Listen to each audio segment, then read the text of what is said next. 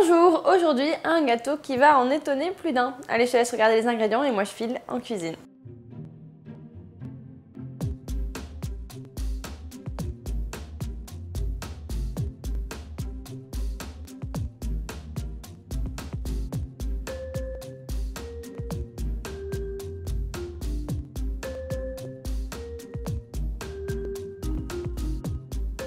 Avant de m'occuper des génoises, je vais m'occuper de la ganache. C'est parti. Je mets la crème à chauffer. Pendant que la crème chauffe, je vais hacher le chocolat.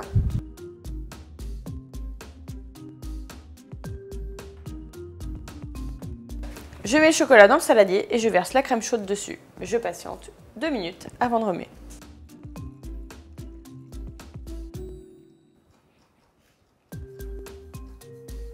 Je laisse refroidir, puis je place au réfrigérateur jusqu'à ce que les génoises soient cuites, refroidies et montées en étage. Je vais travailler le sucre avec le beurre à l'aide d'un batteur.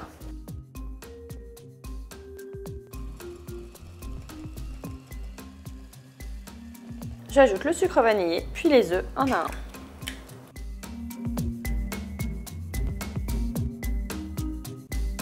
J'ajoute maintenant la farine additionnée de levure.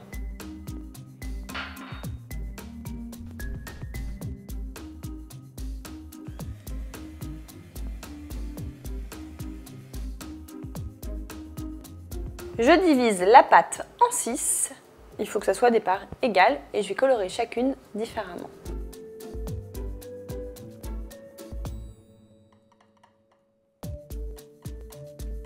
Je fais un dégradé de rose. Donc je démarre avec une sans couleur, ensuite très légèrement rose pâle et on va aller en fonçant. Et maintenant, je vais les faire cuire toutes individuellement dans des moules différents, 12 minutes à 180 degrés. Donc moi j'utilise un cercle à pâtisserie, mais tu peux très bien utiliser un moule. L'idéal, c'est qu'il fasse 20 cm de diamètre. Allez, c'est parti pour la première. C'est parti pour la deuxième, la troisième, la quatrième, la cinquième et la sixième. Et après, on attendra que tout ça ait refroidi avant de monter le gâteau. Et voilà, j'ai mes 6 pâtes. Je vais pouvoir les assembler avec un mascarpone vanillé entre chaque. Je vais détendre le mascarpone en le fouettant et je vais le parfumer de vanille et le sucrer.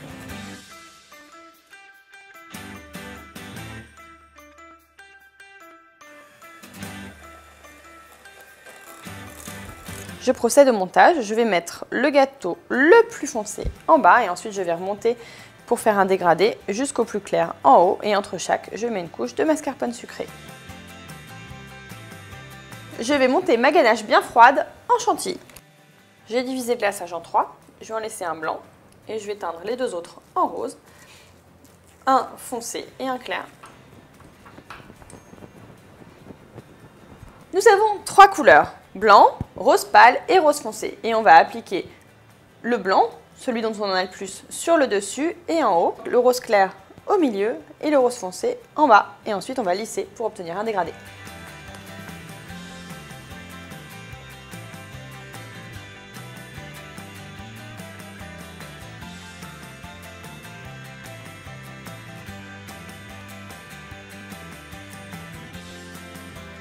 Et ensuite, avec une spatule, on vient égaliser.